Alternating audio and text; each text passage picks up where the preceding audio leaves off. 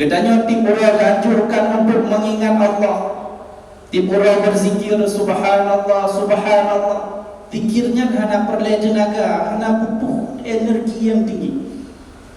Mekajan kita berzikir kepada Allah Subhanahu wa taala. Nyobek dah pegah dayung berzikir. Tip saat mengingat Allah tingkat imam buat wadai madam gedanya dengu. Buat tak ingat Allah Subhanahu wa taala. Nyawa bak masjid dum kosong, bak manasah kosong. Muadzin habis tutu baikku. Tapi hana tu aja. Pekeriban syariat Islam yang tegakkan di bumi Aceh yang dengung, punya kesadaran gedanya tidak mau menjalankan syariat Islam. Hari ini pemerintah sudah memfasilitasi berbagai macam terobosan.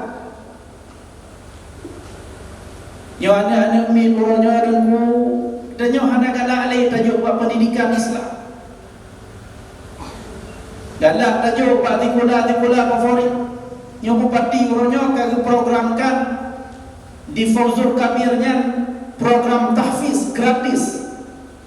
Dicanangkan satu desa itu satu hafiz Al-Quran. Bulahir orang hafiz Al-Quran satu desa.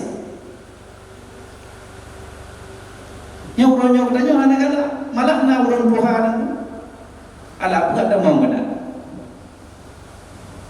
Anak gadhat je ulama. Yang orangnya krisis katanya ada. Krisis imam, krisis ulama, krisis tengku di kampung-kampung tu. Tingkat orang pemandangnya hanale orangnya. Yang aku fikir di syariat Islam orangnya ada buka perhatian.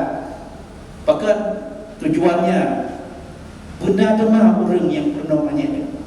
Maksud dengan dinas madang menyahana katanya fikir masyarakat itu. Tajuk anak partikular bab pendidikan agama. Yang dua tahun muka itu menyatabiarkan lagi nya. Yang hanali orang pernahnya. Okey jadi apa? Jom bab tasmiyah. Ditomprok kalau tahu itu tahu bisa jadi